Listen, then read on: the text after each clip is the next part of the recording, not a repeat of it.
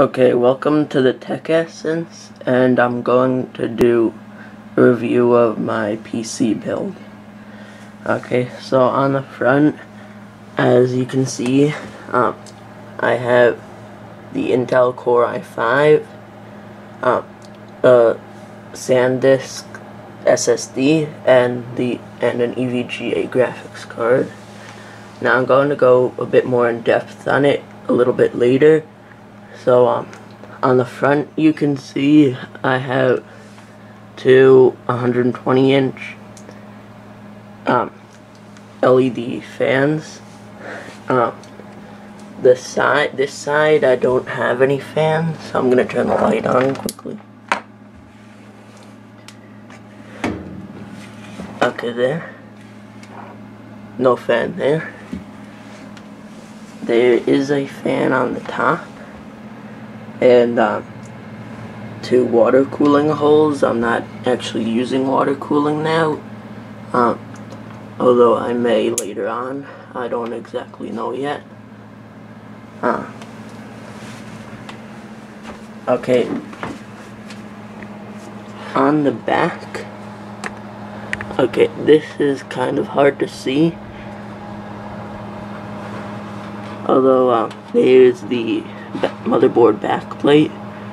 I don't really have that many things plugged in here because I have a USB hub.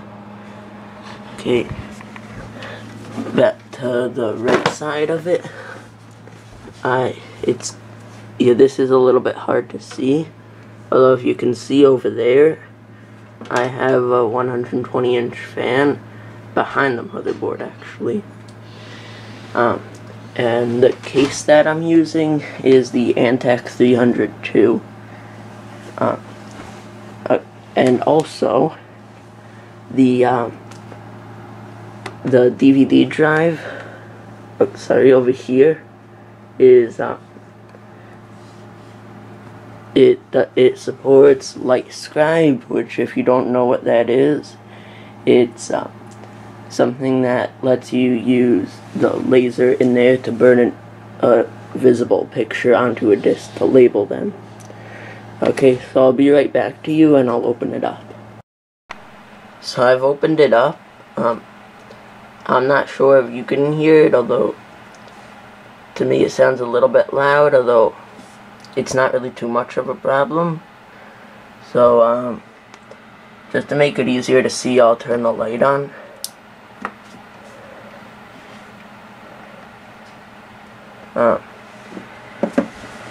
So over here I have a Cooler Master Hyper 212 Plus over here.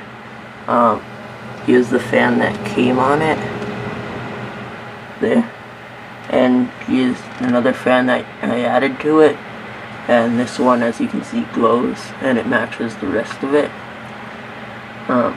And under this heatsink is the Intel Core i5 3570K overclocked to 2.4 gigahertz.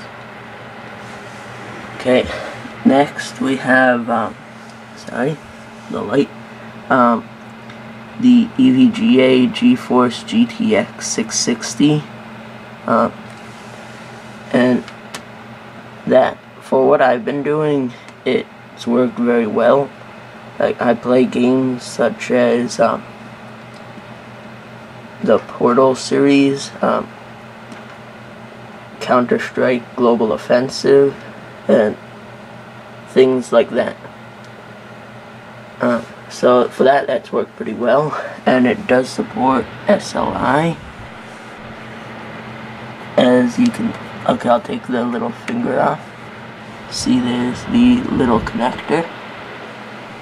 Okay, hold on, I've just put it back on. So over here is the power supply. It's the it's a 500 watt Cooler Master power supply. Oh, the motherboard. So it's a little bit hard to see the motherboard. Although it's the ASRock Z77 Extreme 4. Z77 is the chipset. I also have the Crucial Ballistics 8GB of RAM here, and it has a nice heatsink, and it's the one that came at 1.6 gigahertz, and although I overclocked it to 2 gigahertz. Over here is the SanDisk Extreme SSD, and I managed to use it to start up the computer in about 10 seconds. Over here is my Toshiba 1TB 7200 RPM hard drive, and this is what I keep most of my files on, such as games and movies and music. On the SSD, I keep like the operating system on and some other small programs that I use a lot. And it's 120 gigabyte. Okay, so I'm gonna move around to the back, so hold on. So I got the back open, and over here you can see that there's a CPU backplate cutout, which is used to replace the heatsink. Yeah, the heatsink if you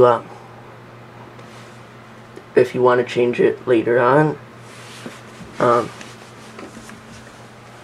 And this cable is the 8-pin connector for the CPU on the motherboard.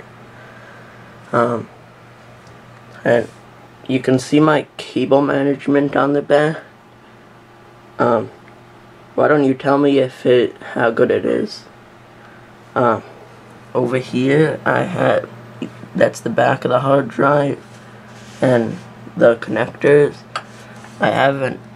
If you can see over here, I have an extra one just in case I want to pop another one in here.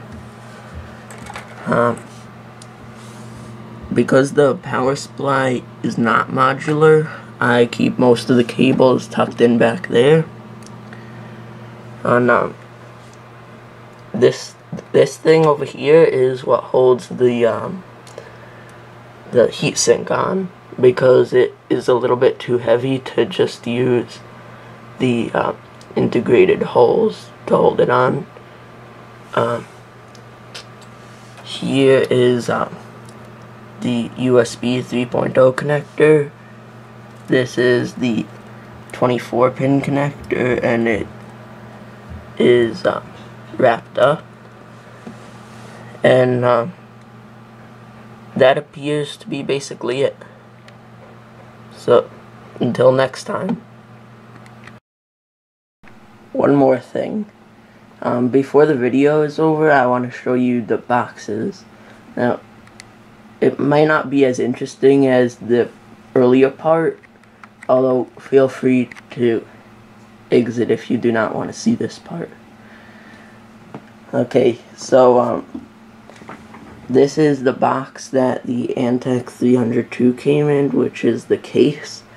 Now, this is a massive box, although it's still a mid-tower case. Okay, so I'll open it up. Here's the box that my heatsink came in, and it fits a lot of different CPU sockets.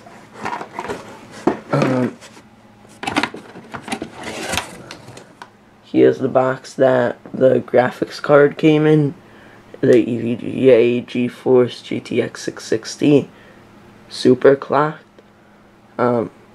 It has 2 gigabytes of GDDR5 memory, which works pretty well for basically any game at like mid settings at 1080p.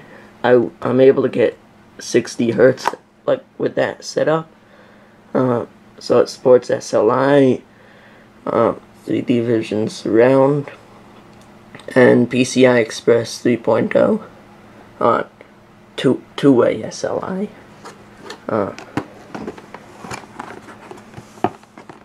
Okay, here's the back of the box. So that's a better picture of it. And it has a DVI-I port, a DVI-D port, an HDMI port, and a display port. See? Okay, on to the next box. Hold on. Okay. There. It's upside down. There. So this is the box the motherboard came in.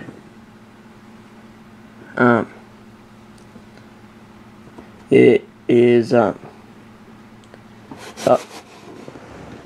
as you can see, it's made by ASRock, and it has the Z77 chipset.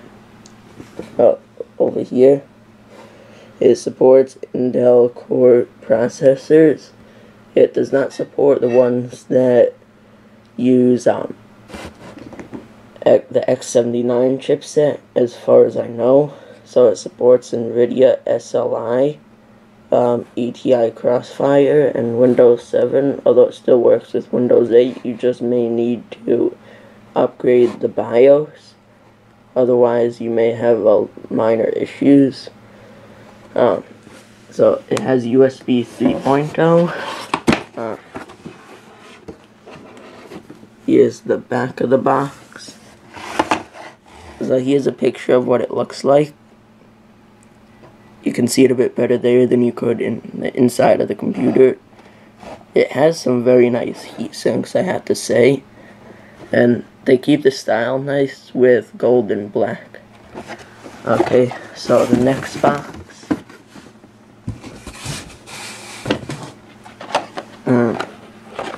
The Intel Core i5 3570K and the LG 1155 socket.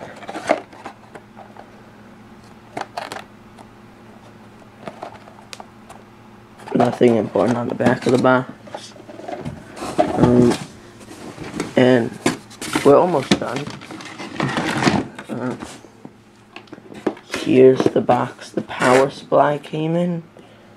I may upgrade to a modular one sometime soon, though this one's been working very well for about the past 4 years, I think.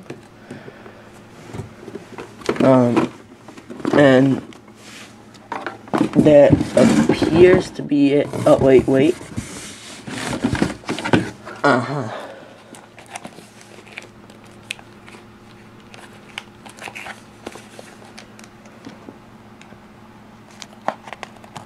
So the SanDisk solid state drive, the back of the box.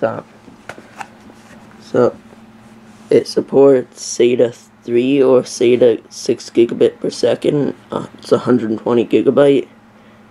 And so that basically wraps it up. Bye.